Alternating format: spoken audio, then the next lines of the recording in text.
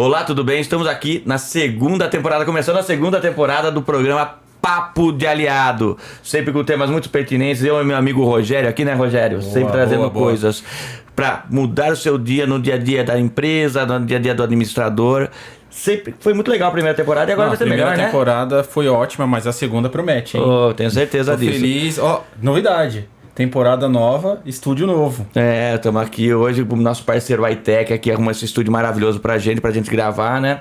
Uma estrutura muito legal e sempre trazendo assuntos pertinentes. A gente que é aqui do Grupo Alliance, pra quem não sabe, o Papo de Aliado é um programa do Grupo Alliance, apoiado pelo Grupo Alliance, que é um grupo de indicações seguras, com várias empresas que você pode entrar lá, conhecer e saber que você vai ter a melhor indicação de empresas para o que você precisar. Entra lá, www.grupoalliance.com.br. E hoje a gente vai falar de um tema muito legal. Boa. Lei do bem.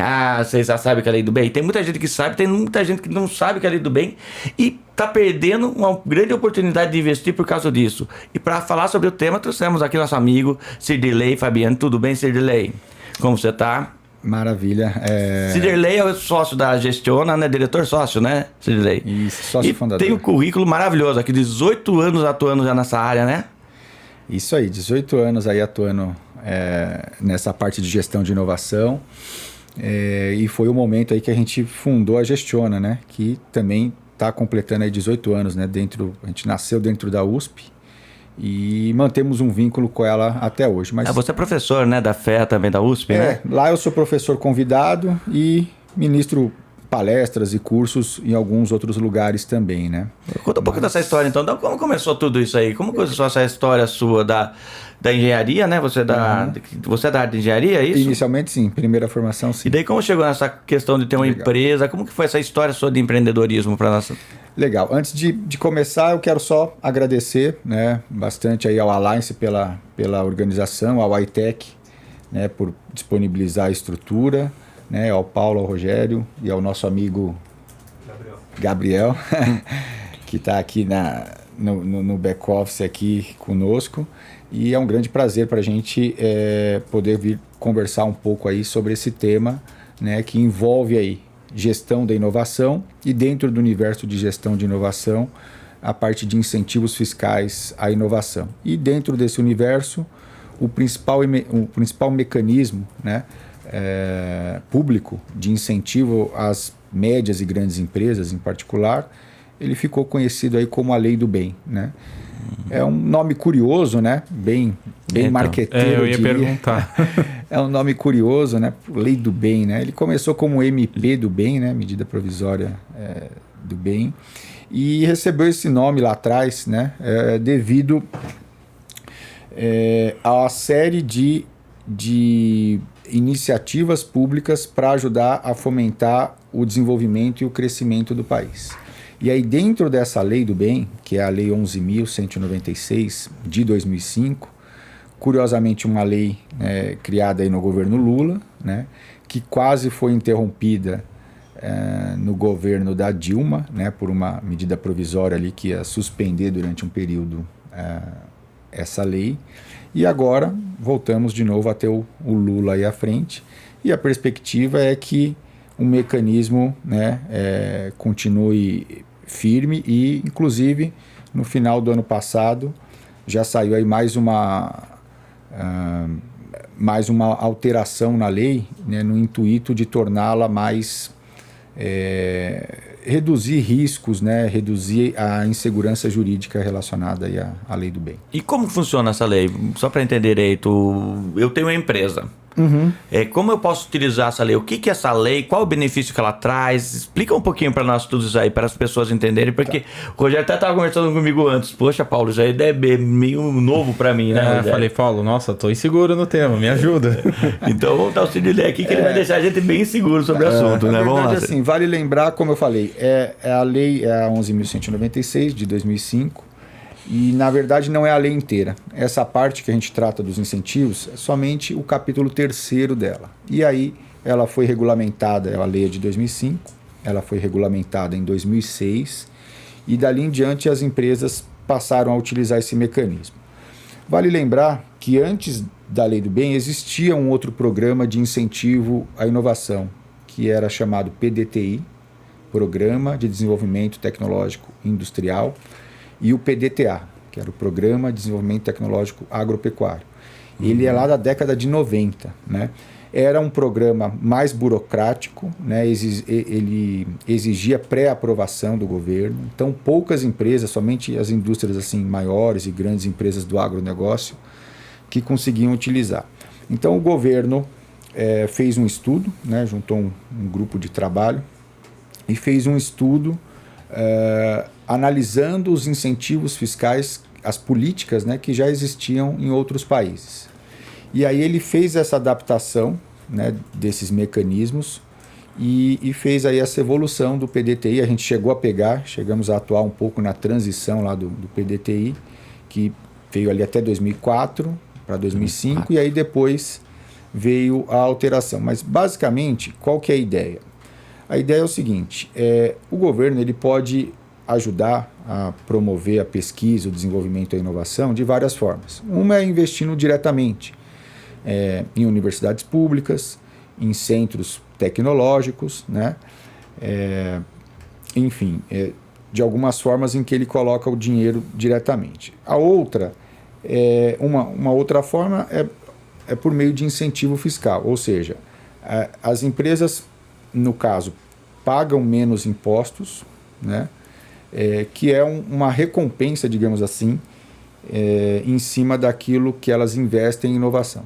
Então, eu faço inovação não por causa do incentivo, né? Eu faço inovação porque a ideia é que a inovação ela é fundamental para tornar ou manter a empresa competitiva, né? Isso que o Schumpeter lá atrás já havia verificado e comprovado lá nos seus estudos, né? Então, a ideia da lei é fomentar, né, acelerar o processo de pesquisa, desenvolvimento e inovação dentro das empresas. Isso é muito superficial no Brasil ainda, né? Não tem muito investimento para isso, nem nas faculdades, nem nas empresas, né? Eu vejo que a gente corre muito atrás de um tempo que... Eu acho que falta divulgação, né? Também. Para você ter ideia, né? A Lei do Bem ela começou em 2006, somente 160 empresas utilizaram a lei naquele ano, né? Isso veio crescendo, né? Essas informações estão disponíveis no site do MCTI. Então, o órgão responsável por cuidar não só da Lei do Bem, mas de outros incentivos, como a Lei da Informática, o programa Rota 2030, que é um programa específico do setor automotivo, e também grandes agências, né, como a FINEP ou a própria Embrap, que são agências aí também ligadas ao fomento, né, da inovação. Todos esses mecanismos eles estão sob o guarda-chuva do MCTI, né, que é o Ministério da Ciência, Tecnologia e Inovações. E isso, no caso aí da Lei do Bem, tem uma restrição, né, em relação às empresas. Então, o que acontece? Não é qualquer empresa que pode utilizar esse incentivo. Isso é importante, né? Então, como eu comentei, 160 começaram e hoje nós temos cerca de 2.500 empresas. Em todo o Brasil? Em todo o Brasil. Ainda é um número muito pequeno, né? Quantas poderiam utilizar essa lei? Você tem uma perspectiva disso? Olha, levantamento? Na verdade é assim, o primeiro corte para usar a Lei do Bem, né, é que a Lei do Bem, o principal incentivo, ele está restrito às empresas no lucro real. Isso que eu ia te perguntar. Quais empresas conseguem utilizar esse incentivo? Na verdade, assim, vamos lá. Hoje no Brasil a gente tem alguns regimes tributários, né? O lucro real, normalmente para as médias e grandes empresas, né? O lucro presumido e o simples nacional. E ainda tem a versão que é o MEI, né? O microempreendedor individual, né? Que é uma forma de legalizar aquela pessoa que trabalha por conta, tal, etc. A Lei do Bem ela traz já esse corte, ou seja, somente as médias e grandes empresas, ou seja, só quem está no lucro real, né, no regime tributário do lucro real, consegue utilizar esse incentivo. Por que isso? Porque na visão do governo, quem está no lucro presumido e ainda mais quem está no lucro simples, já é um programa diferenciado. Isso é questionável, mas é a visão dele. O outro argumento é que a fiscalização seria muito complicada, né?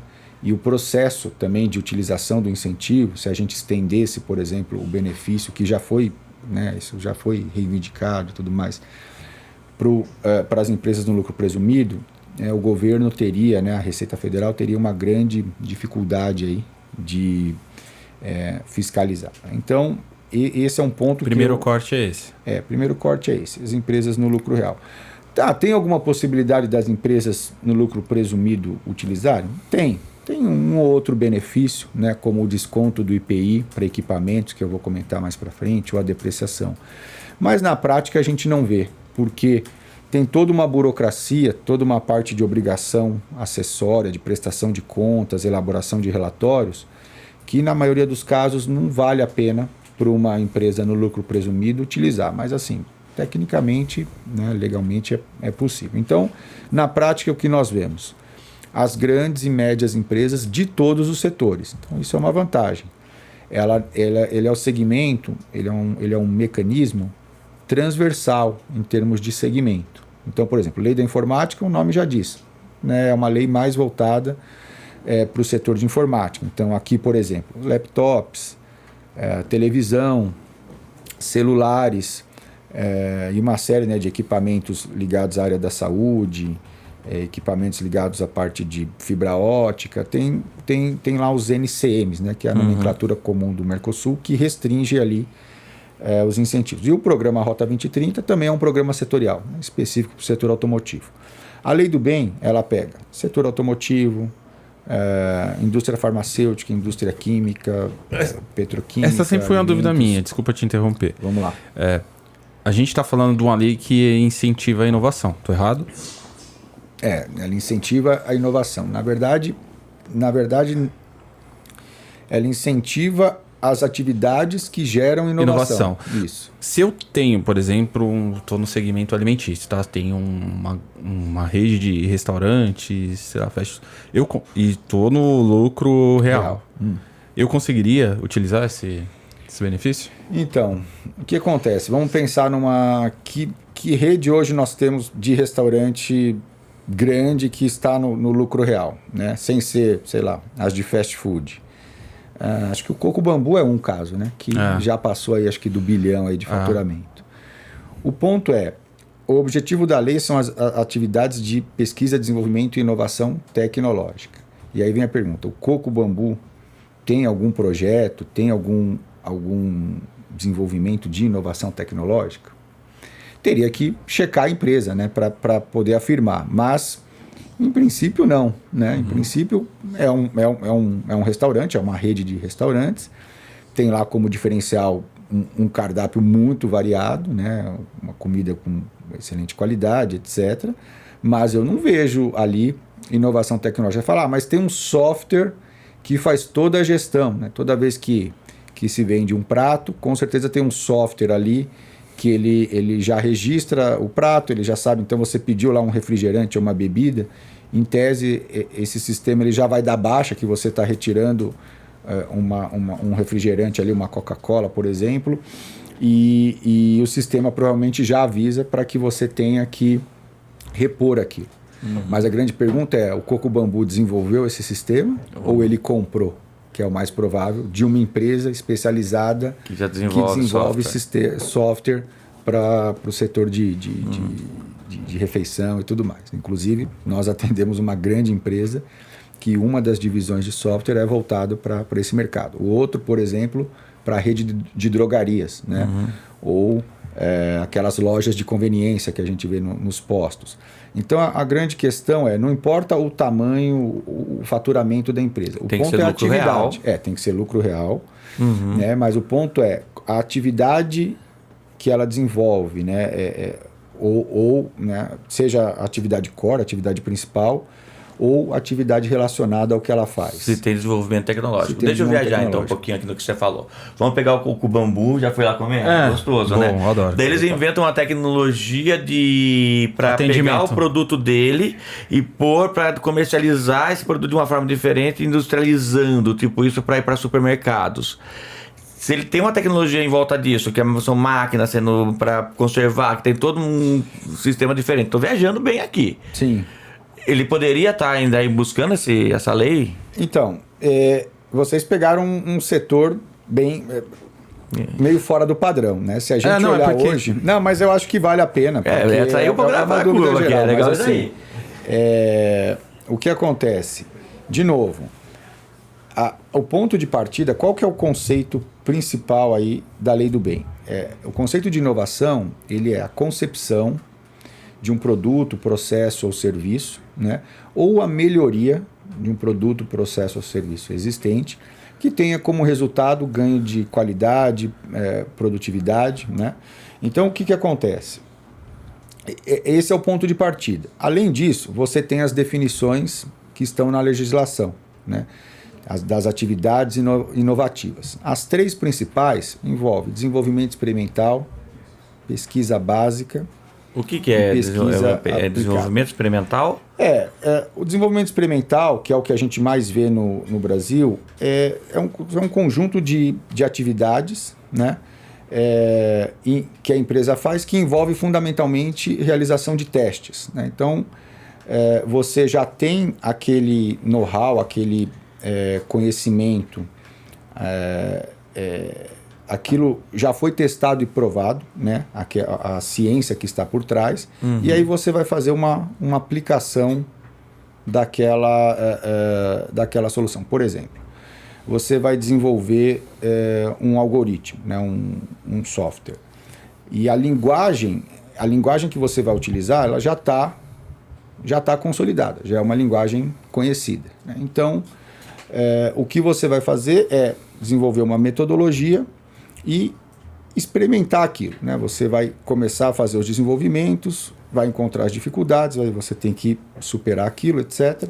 Mas você já tem... A base da ciência já foi desenvolvida. Quando você pensa lá na pesquisa básica, é aquela pesquisa que está lá na fronteira do conhecimento, que muitas vezes o pesquisador dentro da universidade, de um centro de tecnologia, ele está fazendo aquele desenvolvimento, e muitas vezes ele não sabe nem aonde aquilo pode ser aplicado, né? Se a gente lembrar aqui, provavelmente o Einstein lá, quando estava desenvolvendo a relatividade, ele não imaginou que aquilo pudesse ser aplicado aí, por exemplo, para o GPS, né? Mas o sistema de GPS, para funcionar com a precisão que ele tem hoje, ele precisa aí da teoria da relatividade, né? Tá ali dentro ali desse, e tem outras aplicações. Mas voltando aqui para a questão do restaurante. Então, o ponto é o seguinte, a gente precisa olhar, no caso aí do restaurante, do Coco Bambu, o que a empresa está... se a concepção daquele projeto e o risco pelo desenvolvimento é dela, ou se ela teve aquela ideia, quando a gente fala ela, né? A diretoria ou a área responsável área de desenvolvimento, tecnologia. E se ela adquiriu aquilo de mercado. Porque se ela... Dificilmente alguém que está focado em servir alimento, né, que é o caso ali, uma prestação de serviço ali de alimento e tudo mais, vai focar em desenvolver equipamento. Normalmente, equipamento é uma indústria que vai se especializar naquele segmento, em fornecer equipamento para aquele segmento. Então, é bem pouco provável que o Coco Bambu desenvolva a tecnologia. Ele pode sim passar a atuar nesse mercado, mas provavelmente ele vai adquirir ou vai fazer uma parceria, alguma coisa assim, com uma empresa que desenvolva aquilo. É o mesmo caso, eu vou pegar o caso da Gestiona, por exemplo, que é uma consultoria. Imagine que a gente queira colocar um software para vendas, né? Um CRM. Uhum. Poxa, eu posso desenvolver? Posso contratar uma empresa, uma software house e pedir para ele desenvolver o CRM para mim, né? Mas o mais comum é você pegar uma dessas dezenas de soluções de mercado, né? Um Salesforce, um Pipedrive e tantos outros. E adequar, né? E fazer a customização para o meu negócio. Então, eu vou estar tendo ganho de qualidade, de produtividade? Não, porque a concepção não é minha. Eu não desenvolvi. Ou uma maneira mais simples da gente ver, uma empresa que até então não utilizava um ERP, né? Um software de gestão empresarial mais robusto, e resolve contratar, né, implantar um software. Então hoje tem os tradicionais, aí a TOTUS, que é um dos maiores, acho que é o principal do Brasil. Nós temos a Oracle, nós temos SAP, né, grandes players aí internacionais. Nós temos a Sankhya, que é uma outra que está crescendo, e nós temos ERPs específicos para os segmentos. Tem empresas que se especializaram em desenvolver ERP específicos para certos segmentos. Quem contrata não pode usar a lei do bem em cima disso, porque não desenvolveu, né? Quem desenvolveu o sistema da TOTUS foi a TOTUS. Então, a TOTUS, sim, pode utilizar usar a lei do bem em cima do que ela desenvolve e enquanto ela está desenvolvendo. Na hora que ela vai implantar a solução num cliente, a implantação também não posso colocar, né? Porque aquilo não é uma atividade de desenvolvimento. Então, o importante é dentro de cada projeto, fazer o corte ali, né? Entender quais atividades se encaixam ou não dentro da legislação. E aí, para isso, além da lei, do decreto, tem os manuais. Tem um manual internacional de referência, que é o manual de Frascati, que traz ali um norte dessas principais atividades. E tem o guia da lei do bem. Acho que eu até trouxe um aqui. Esse livrinho aqui, ó. Pequenininho, né? Não é muito grande não também, na verdade. Parece um guia de carro, né? Esse guia ele foi desenvolvido ao longo de 2 anos de trabalho, né? A gente teve uma atuação aí, muito forte aí no desenvolvimento dele.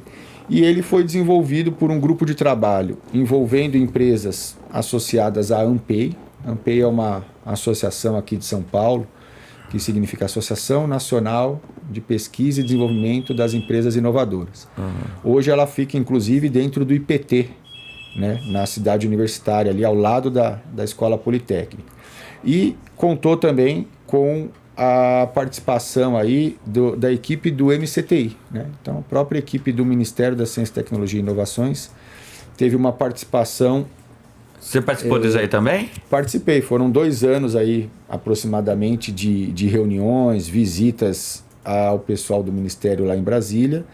E aqui tem os principais, né, tem a parte básica principal da legislação, e tem aqui vários cases, né, inclusive muitos que nós colocamos aqui de clientes nossos e tudo mais. Então, e tem algumas dicas de boa prática e orientações, né, de como utilizar o incentivo de uma maneira mais assertiva, aí, de acordo com que a lei determina, né? Vocês têm algum case?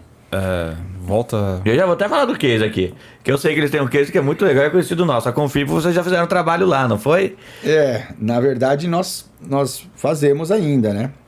A Confirp é um caso mais raro até. Para quem não sabe, a Confirp é uma contabilidade que é associada ao Grupo Alliance, uma das maiores do país, né? Sim, e aí também é um ponto curioso. Não é muito comum a gente identificar contabilidades utilizando esse incentivo. É muito mais comum a gente encontrar indústrias, né, de praticamente todos os setores e empresas que desenvolvem software. Né? Mas a Confirp é um caso muito interessante porque ela é uma contabilidade que está aí sempre à frente, né? Ela é pioneira em vários sentidos. E ela optou por fazer o desenvolvimento do software dela, de gestão de benefícios e algumas outras coisas, né? Então, muitas contabilidades, o que elas fazem? Elas terceirizam esse serviço. Então, tem uma empresa de software que desenvolveu, por exemplo, o sistema de folha de pagamento, e aí a contabilidade tem um acordo lá comercial com essa empresa e ela fornece, né, disponibiliza esses sistemas para os seus clientes, né? Mas a contabilidade é muito raro da própria contabilidade. Ela precisa ter uma estrutura, precisa ter um porte para fazer esse investimento por conta própria e desenvolver a sua solução. Então a Confirp é um case aí. E daí como que funciona? A Confirp teve interesse, ou outra empresa teve interesse, identificou que tem uma questão de inovação, entra em contato com vocês, da Gestiona. Isso, A gente... Bom, explica. Veja, vamos lá. Primeira coisa que é importante. Esse mecanismo, ele é um mecanismo todo administrativo, né? Então, primeiro, as empresas não precisam contratar a consultoria, né? Elas podem, se elas quiserem, utilizar o mecanismo por conta própria. Quantas fazem isso? Menos de 5%. Né? São pouquíssimas as empresas. Por quê? Porque mas depois você vai trazer uma novidade sobre isso também para nós, né? Sim. Eu estou sabendo que daqui a pouco vai ter... A gente tem coisa aí. Mas assim, basicamente, são pouquíssimas empresas que optam por fazer isso por conta própria, né? A maioria das empresas, ainda que tenham uma parte desse know-how interno, tenha pessoas que tenham bom conhecimento sobre o tema, elas optam pelo trabalho especializado de uma consultoria. Eu acho que é o caso nosso, nas nossas empresas, por exemplo, marketing digital. De novo, mesma pergunta. A gente poderia internalizar o marketing? Poderia, né? Uhum. Mas é algo que, para o nosso porte, etc., não faz sentido. É muito mais sensato a gente contratar uma empresa especializada, né, em marketing digital e a gente se concentrar no nosso core, no nosso negócio principal, né? E com a lei do bem não é diferente. Então, normalmente as empresas ou elas conhecem esse tema por buscar por conta própria, ou em associações, né? Então, muitas vezes as associações que elas fazem divulgam esse material. divulgam. A gente faz um trabalho, assim como outras consultorias de divulgação, tanto nas redes sociais, com palestras também, né? A gente deu uma reduzida aí devido à pandemia, mas a gente faz muita palestra, né? Em associações, em universidades, né? Em uma série de locais para promover não só a lei do bem, mas outros incentivos aí. Como eu falei, se a gente analisar, são só 2.500 empresas aproximadamente que utilizam esse incentivo. E são o quê? Mais de 200 mil empresas do real no Brasil? Ou um pouco menos? Por aí, né? Eu confesso que esse número agora... Eu estava pesquisando aqui, mas em 2012 só que tinha número. Daí era 150 mil empresas lucro real. Acho. Dá para ter uma ideia do tamanho do mercado por aí. Mas lembrando, né, o lucro real é um requisito. Né? O outro requisito é a empresa ter lucro fiscal a cada ano, né, para ela poder utilizar o principal incentivo, que é uma redução da base. Mas se ela tiver prejuízo, se ela tiver no prejuízo, já não conta, já não pode fazer. Naquele ano ela não consegue. Naquele ano ela não consegue. E o que ela abate daí? Abate do imposto que a empresa vai pagar? Nossa, deixa eu fazer essa que eu queria muito entender. Quando a gente está falando em incentivos fiscais, eu tô falando como uma pessoa leiga, tá? Eu sou sempre no nosso canal aqui, eu sou o leigo da situação. Quando a gente está falando de incentivo fiscal, abater nos impostos ou eu vou ter um incentivo financeiro para investir no software? Me explica. Não. Então, a gente pode dividir essa parte de mecanismos públicos de apoio à inovação em duas grandes categorias. O incentivo fiscal, ele normalmente olha para o passado. Então, ele vai olhar para aquilo que você desenvolveu, aquilo que você investiu, e em cima daquilo, ou seja, proporcional ao que você investiu, ele vai te dar um ganho de caixa, né, uma redução do imposto a pagar. Parecido, né, com o que acontece no imposto de renda da pessoa física. Então você vai fazer lá o lançamento, você sabe que tem algumas deduções. Então, por exemplo, gastos com saúde, nossa e dos dependentes, gastos com educação, aquilo reduz a base de imposto, né? Então não mexe nas alíquotas, mas você reduzindo a base, você reduz o imposto. No caso da lei do bem, é semelhante. Então, a lei do bem, o cálculo todo, a compensação pode variar um pouco, mas o cálculo todo ele é feito em cima de imposto de renda e da contribuição social. Né? Então, no fechamento lá, se a empresa tiver no regime trimestral, você tem que apurar trimestralmente. Se você tiver no anual, você tem que apurar o resultado do ano. Né? Supondo que esse resultado seja positivo, né? Você vai fazer ali uma exclusão, né? Tem lá um documento voltado para isso, chamado LALUR, né? Que é o livro de apuração do lucro real, e o LACS, que é o da contribuição social. Você vai fazer uma exclusão e com isso reduzir a base de cálculo. Então, um exemplo básico aqui. A empresa investiu R$ 1 milhão entre janeiro, o corte é sempre anual, entre janeiro e dezembro, para desenvolver um software, para desenvolver um novo medicamento, para aperfeiçoar o sistema de injeção eletrônica, né, de um certo carro, para desenvolver uma garrafa ou um cosmético, um alimento para pessoa, um alimento para pet, por exemplo, a indústria pet tem crescido bastante aí também no uso do incentivo. Então, ela gastou lá R$ 1 milhão. O que entra aí? Recursos humanos, a equipe, né, que atuou nisso, serviços de terceiros, então testes e outras coisas que você faz com o apoio de terceiros, material de consumo que você gastou ali para fazer os protótipos, os testes e tudo mais, se não for uma empresa de software, se for de software, se for uma indústria, se for uma empresa de software, não vai ter material de consumo aí no caso, enfim, mais algumas outras coisas. Então, se você gastou lá R$ 1 milhão, o que diz a lei? Olha, você pode excluir 60% desse montante da base. Já começou a ficar interessante isso daí, hein? Então, desse 1 milhão, você vai pegar R$ 600 mil e vai reduzir da sua base de cálculo. Então, se você tinha lá uma base de 2 milhões, essa base vai cair aí para 1 milhão e 400. Né? Então, qual é o ganho efetivo dessa conta? Ora, você vai deixar de pagar 25% de R, que é os 15 mais os 10 lá, né? Então 25% de R, mais 9 de contribuição sobre esses 600 mil.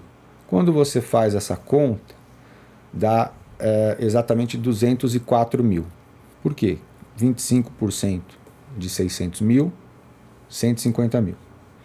9% de 600 mil dá 54 mil. Somou aí 150 com 150 mil com 54, dá 204 mil. Certo? E aí, isso representa 20% daquele 1 milhão.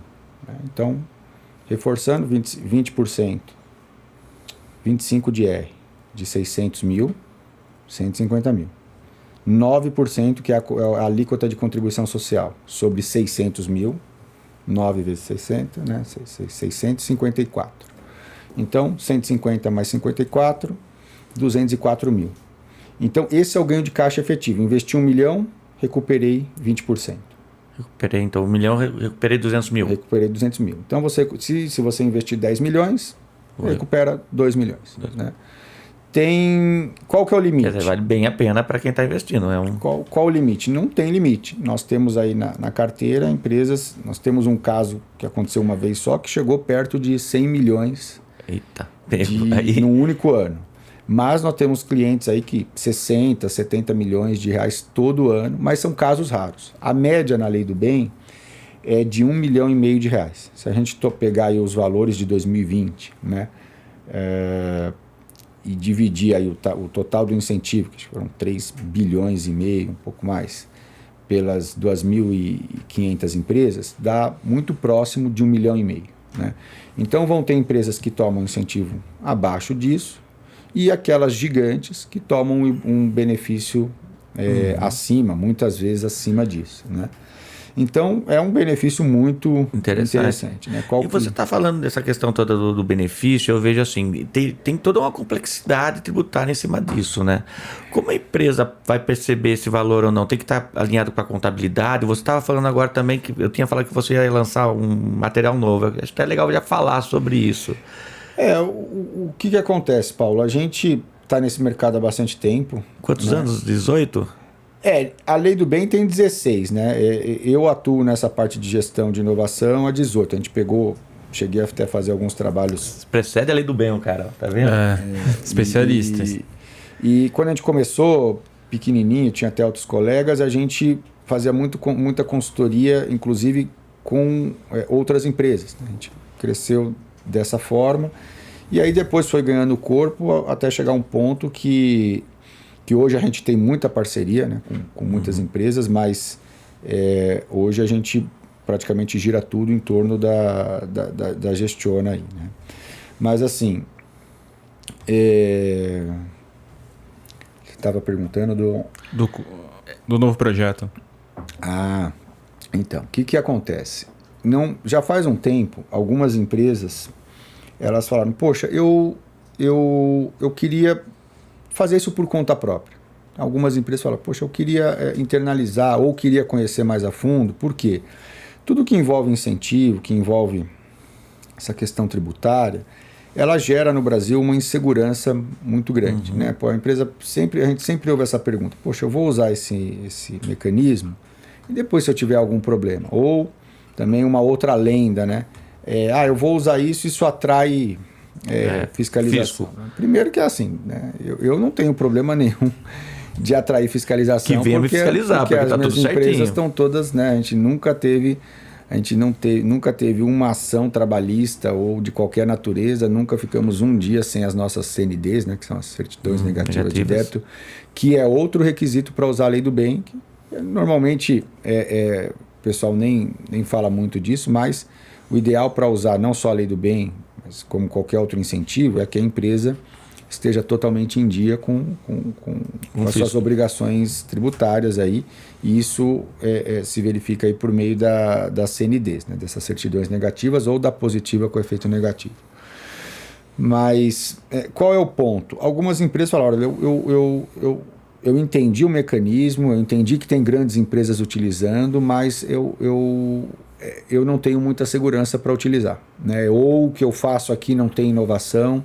Primeiro ponto importante, né, antes de continuar, é o seguinte, que a inovação, a gente pode olhar ela por vários aspectos, mas um é a questão geográfica, né? Então a gente está falando de inovação em termos mundiais, né? Ou a gente está falando inovação em termos nacionais, né? Se é uma inovação para o país, ou inovação para a empresa, né? Então a lei do bem, a gente pode dizer assim, informalmente, né, que ela é boazinha, né?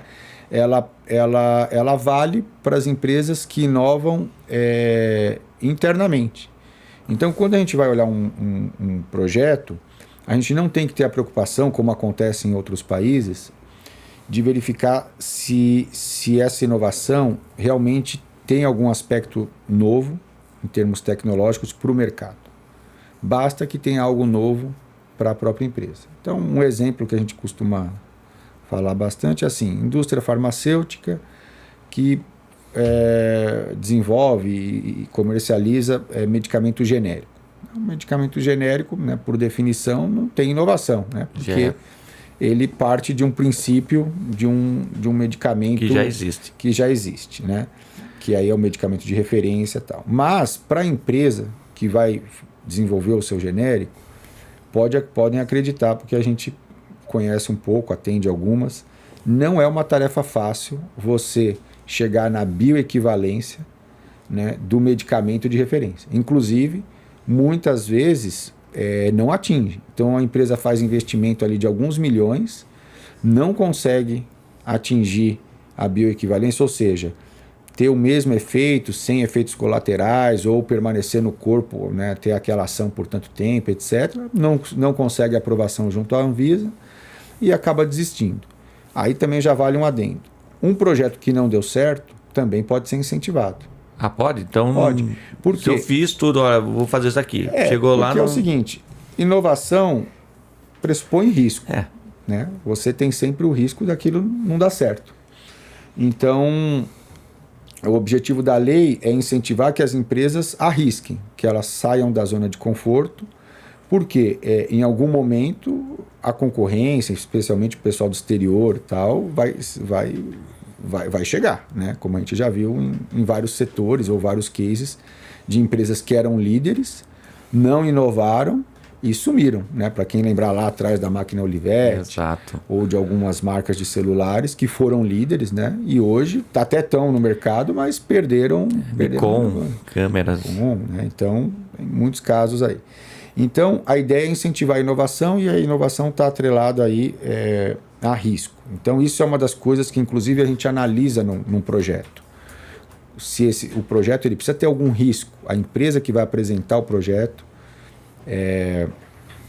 ela necessariamente ela tem que assumir o risco de que, se aquele projeto né, não der certo, ela arca com o ônus ali.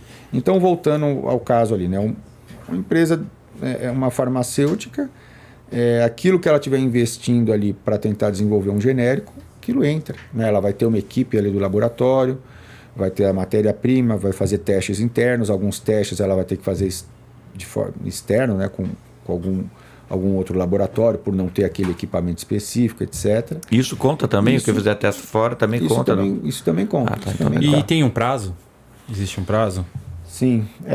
O mecanismo ele é anual. Ele lembra também muito nesse sentido imposto de renda. A entrega do imposto de renda. Então, o prazo padrão é 31/7 do ano seguinte. Então, por exemplo, ano base ou ano fiscal 2022. As empresas precisam entregar o formulário para o MCTI, chama Form PID, até 31/7. Né? Então, até 31/7 agora, de 2023, você precisa entregar o formulário com as informações. Tem outras obrigações, você precisa preencher a ECF, que é a escrituração contábil fiscal, etc. Tem mais algumas coisinhas que você precisa preencher. Mas a obrigação acessória principal é o formulário. Se a empresa não entregar o formulário no prazo, ela não tem direito ao incentivo. E se ela já utilizou, porque esse é outro ponto interessante, o incentivo pode, né, deve ser utilizado antes da entrega do formulário, antes de qualquer validação do Ministério. Se ela utilizou e não entregou o formulário, ela tem que devolver o incentivo, porque é um requisito, né, o requisito principal, a obrigação principal é a entrega do formulário. E passado esse prazo, não dá para você enviar, né? Como a ECF é possível. Você vai ter lá uma multa, alguma coisa, né? E você pode entregar. Ou entregar, entre aspas, de uma maneira incompleta e depois fazer uma retificação. Né? Na lei do bem, você pode retificar até 31/7. Passou 31/7.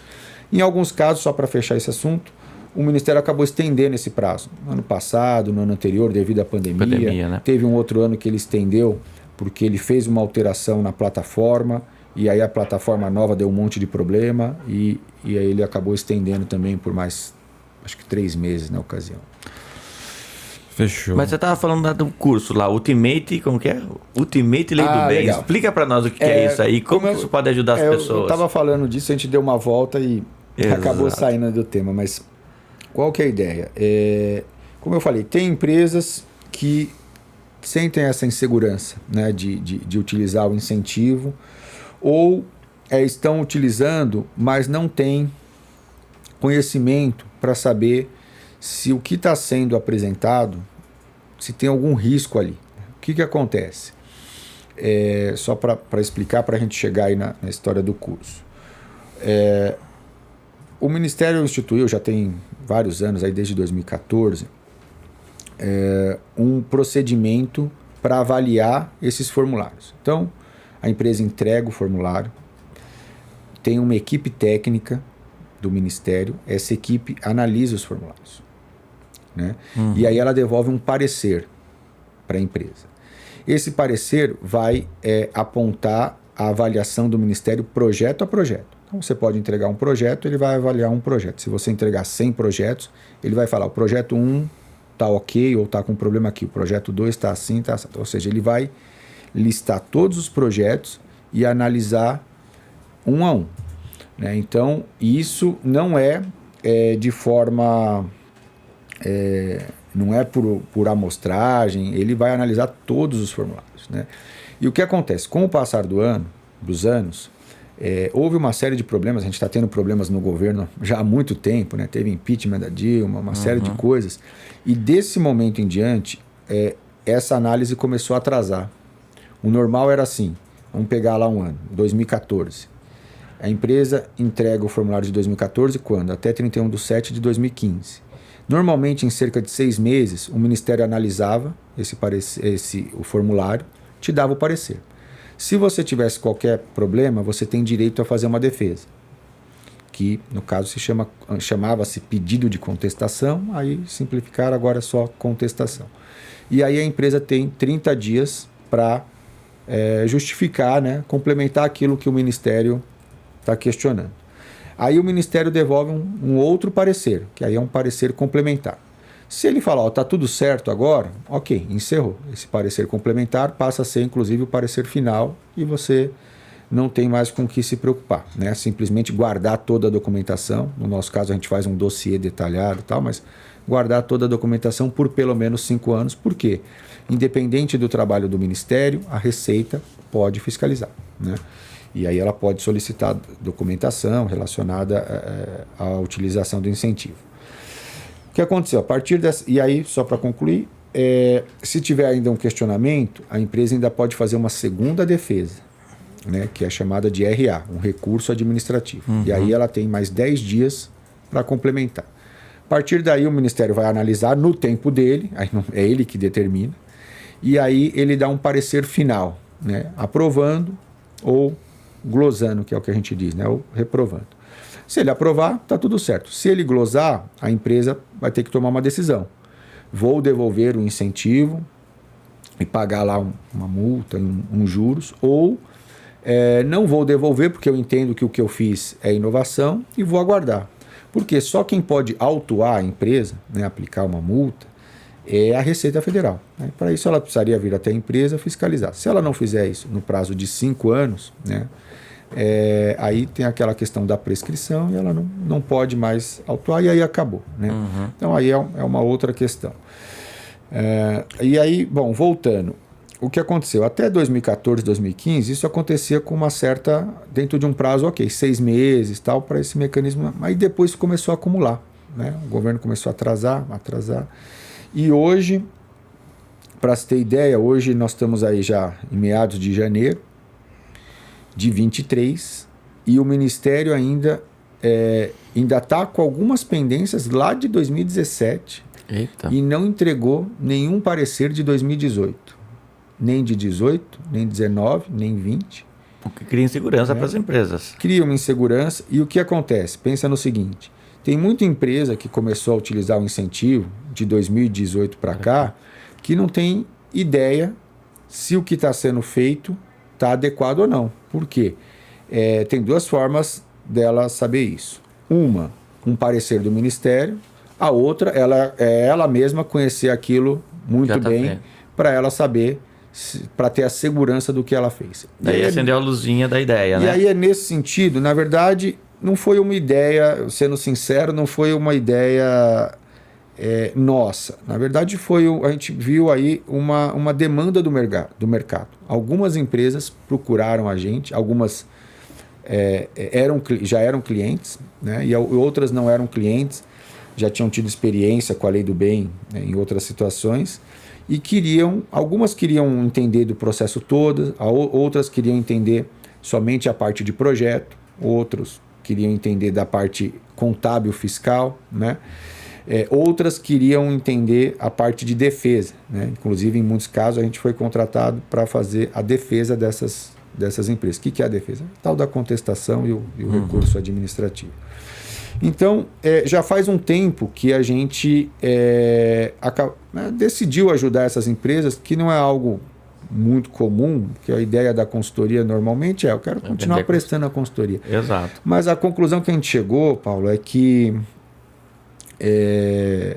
primeiro, a empresa que decide fazer por conta própria, ela vai fazer, porque ou ela vai designar uma ou outra pessoa da equipe e essa pessoa vai estudar e vai fazer cursos, porque tem cursos disponíveis no mercado, não com esse propósito que a gente está querendo, mas tem cursos esse tipo que a gente está propondo, que é um curso prático, e outra, né, ela pode também fazer o seguinte, vai contratar um headhunter, ou ela mesma, se ela tiver uma área de recrutamento interno, buscar um profissional no mercado. Né? Você vai lá dentro das consultorias, e abre um processo seletivo e contrata um especialista, alguém que já trabalha nisso há 5, 8, 10 anos, e fala, eu quero que você trabalhe aqui para cuidar do meu programa. Isso também, para fazer sentido, tem que ser uma empresa que toma um valor, tem estrutura e tudo mais. Mas se a empresa que quiser, ela faz. Assim como se você decidir semana que vem abrir uma empresa para atuar nisso, se você, né, quiser investir, tiver capital para isso, você contrata um bom gerente e 4 ou 5 consultores ou 10 e você... Eu vou até além, eu acho, tipo, eu tenho uma empresa grande que utiliza isso. Eu vou querer entender melhor esse sistema também, então, para não ficar também em cima disso, né? O que a gente montou? A gente juntou todo essa experiência de mais de década aí, né, de muitos anos de atuação nesse setor, e montou um curso que trata de toda a parte. Então a gente criou vários módulos e trata de toda a parte de legislação, né, faz todo o histórico, e aí vai um pouco além até do que a Lei do Bem, mas para contextualizar o plano nacional aí de inovação, né, e aí traz toda a legislação até os dias atuais, né, até a última portaria que teve aí, que acho que é mais recente, agora de novembro aí do ano passado. Então, toda a legislação, né? E aí depois a gente começa a entrar mesmo na metodologia. Então, que nem você falou, como que uma empresa faz? Primeira coisa, você faz um diagnóstico para olhar os projetos da empresa, né? Vamos entender, pegar uma empresa grande, que muitas vezes tem várias unidades, você precisa mapear esses projetos. E aí, a partir desse aí, como que é feito na prática? Olha, é uma etapa que a gente chama de enquadramento de projetos. Esse projeto se enquadra na lei, no decreto, né, que aí tem aquelas definições básicas, se enquadra no manual de Frascati, né, ela se enquadra aqui no Guia da Lei do Bem. Essa é uma primeira etapa. Às vezes, a gente aí tem um módulo, né, uma etapa que a gente chama, olha, projeto do projeto.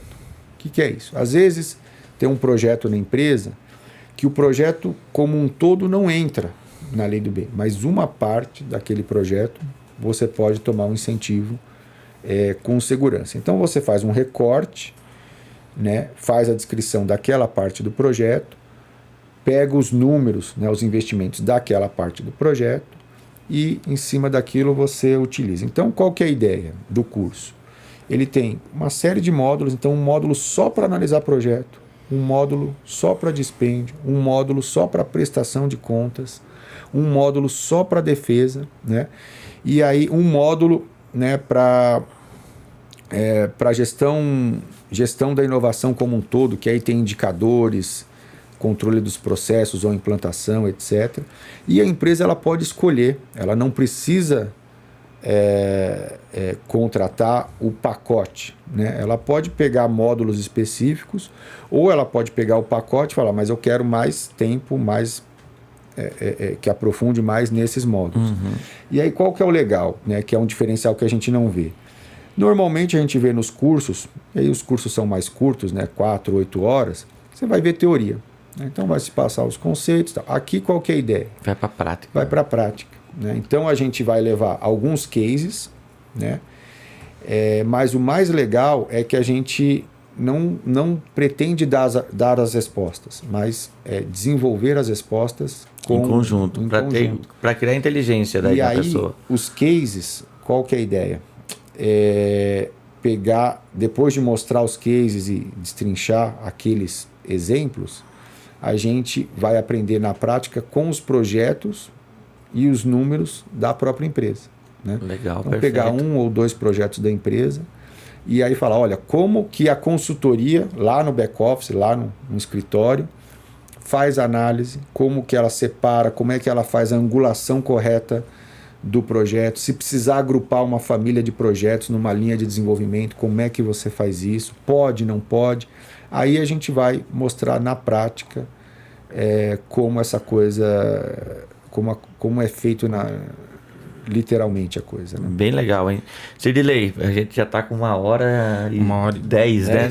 Para mais. Parece que não, mas o tempo, passa cara. Rapidinho, né? E daí eu queria que passasse para as pessoas se eu quero participar desse curso, se eu quero ter mais informações, como eu consigo essas informações? Onde eu busco isso? Tá. A gente ainda não... Bom, vamos lá. Primeiro assim, esse curso, como eu comentei, ele é um curso in company, né? Então... padronizado, eu tenho minha empresa aqui, eu quero fazer isso aqui. A ideia aí a gente faz um diagnóstico com a empresa e monta um curso específico, né, para aquela empresa. Busca gestiona para ter isso. Isso. A gente vai disponibilizar no site, ainda não está lá, mas a gente vai colocar numa parte do site e do nosso, né, a gente tem o site da empresa, que é o gestiona.com.br, e nós temos um portal, né, o leidobem.com.br. Que é seu portal também. Que é nosso portal. Vamos deixar já lá no link das descrições para vocês, pessoal. Já vai estar todas as informações aí para vocês acessarem. Então lá a gente vai colocar a estrutura ali do curso e lá tem os nossos contatos, dá para você preencher um formulário. Assim que você abre o site, já tem aquele botãozinho tradicional do WhatsApp. Já é para conversar. Já fala direto com o time, mas esse curso, ele é voltado em company, ele é voltado para a empresa, né? Então... E mais para frente você vai fazer uma aberta, é isso? Já está projetando já. Porque eu acredito, a gente já fez essa experiência há um tempo e a procura costuma ser grande, né? Ter muita gente que aí vai tanto de pessoas que trabalham em outras consultorias ou querem conhecer mais a fundo, ou pesquisadores, pessoal ligado às universidades também que tem interesse no tema. Aí o foco, evidentemente, é um pouco diferente, mas esse aqui a ideia é fazer um curso prático mesmo, né? Para as empresas, essa é a ideia. E Sidley, a gente sempre gosta de encerrar com uma frase para os nossos ouvintes, assinantes, e eu vou te perguntar, você vai falar olhando para essa daqui, tá? Que é a sua. Vale a pena procurar a Lei do Bem? Você acha ainda que o empresário precisa de mais informações ou deve buscar mais informações? Porque, tipo, como a gente falou, é uma lei que incentiva muito e eu acho que nem 1% das empresas no Brasil utilizam isso aí. Reconhece. Fala olhando para essa daqui, tá? Bom, sem dúvida. Eu acho que, assim, empreender no Brasil, ter empresa no Brasil é um grande desafio, né? Não que, vou dizer que no restante do mundo não, mas a gente tem o tal do custo Brasil, isso é super complicado. Então, eu acho que o empresário ele tem que buscar e utilizar todos os meios legais, né? Tudo aquilo que está dentro das regras do jogo e utilizar, né? Como eu havia falado, de um lado da moeda tem os incentivos fiscais, do outro lado tem a parte de funding, são recursos para você olhar para o futuro. Então o incentivo fiscal, ele olha para aquilo que você já investiu. A captação de recursos, você buscar um recurso, por exemplo, na FINEP, no Embrapi, na FAPESP, ele vai te ajudar a investir para frente, né? Então, tem tanto empréstimos, como você tem a parte de subsídios, que aí é a fundo perdido, que você não precisa devolver, mas também é um dinheiro mais burocrático, mais difícil para conseguir. Então, sem dúvida, eu acho que as empresas, independente as que estão no lucro real, as que estão no lucro presumido, e a grande massa aí de startups, né, que acho que é o futuro aí, na verdade é o presente, elas precisam buscar todas as formas de se tornarem mais competitivas, de se tornarem, de otimizar, né, os recursos que são escassos, né, em busca da sua missão e do crescimento. Então, não tenha dúvida, a Lei do Bem, ela tem essa restrição, né, de lucro real, né, ter que ter lucro fiscal a cada ano, embora tenha aí um projeto de lei para alterar isso, né, mas enfim. Então, acho que a mensagem final é buscar não só a Lei do Bem ou a Lei... tem mais um detalhe, né? A Lei do Bem ela pode ser utilizada em conjunto com a Lei da Informática, com o programa Rota 2030. Você pode pegar recursos da FINEP ou fazer projetos com o Embrapi. Tem alguma restrição, fundo perdido, aí não dá para usar em conjunto. Tem o programa Inova Talentos, que você pode acessar pesquisadores, né, fazendo lá um vínculo com o IEL. Então, tem várias formas, né, para o empresário brasileiro facilitar, né, ter um pouco mais de Respiro, mas um pouco mais de fôlego aí para investir. Mas tem uma parte aí que é burocrática, e aí a gente, né, eu falo a Gestione, falo também uma série de outras consultorias que estão aí para ajudar as empresas nesse sentido, né? E, sem dúvida, vale a pena. Senão, essas 2.500 empresas aí não estariam usando, e é muito raro, muito raro, você ver alguma empresa que começa a utilizar a Lei do Bem sair do programa. Quem experimenta gosta, né? Dificilmente. Dá para contar na mão né?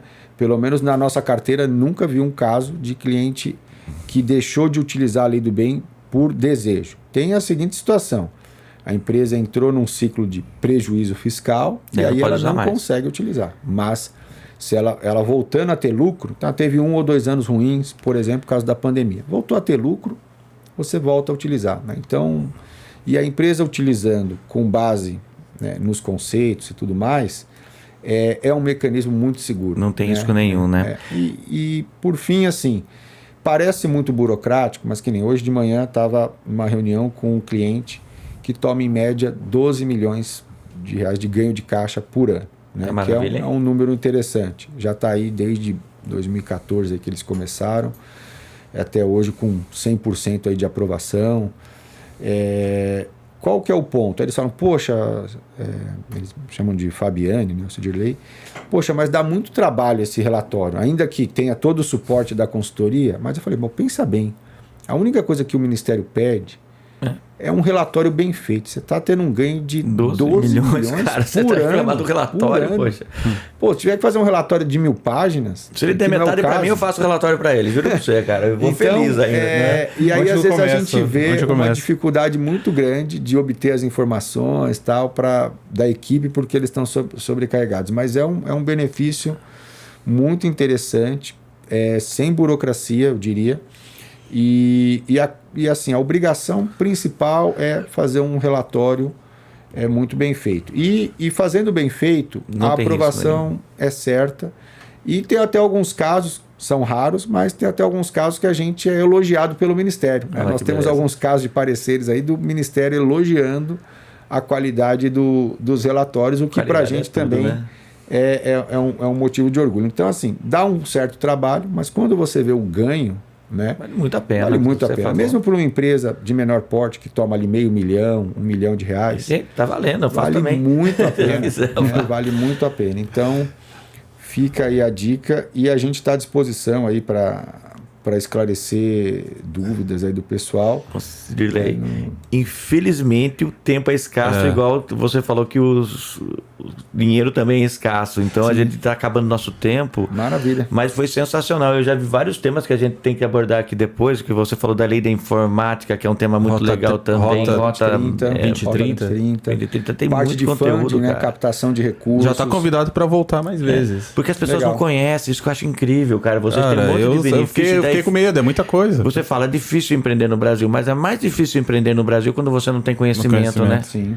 E aqui é nosso papel, trazer conhecimento. Por isso, pessoal, se vocês estão assistindo, gente, ó, curta, compartilhe, manda para quem pode utilizar esse benefício. Várias pessoas podem utilizar e não sabem disso aí. Quer aprender mais, se inscreve no curso da Gestiona. Né?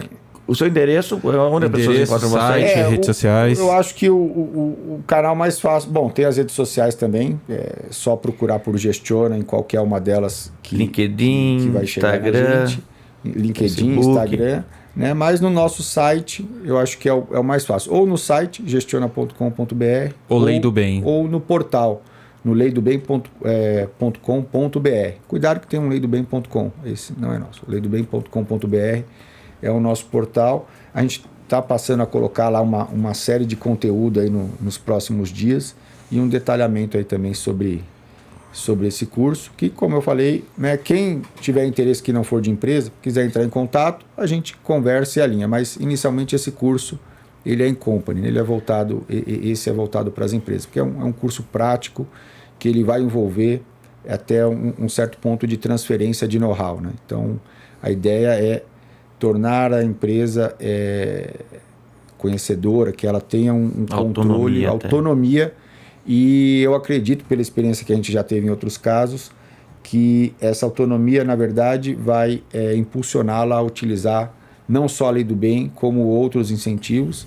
E ela, conhecendo mais, ela vai falar, puxa, com o apoio de uma consultoria faz muito mais sentido do que eu internalizar isso aqui. Por quê?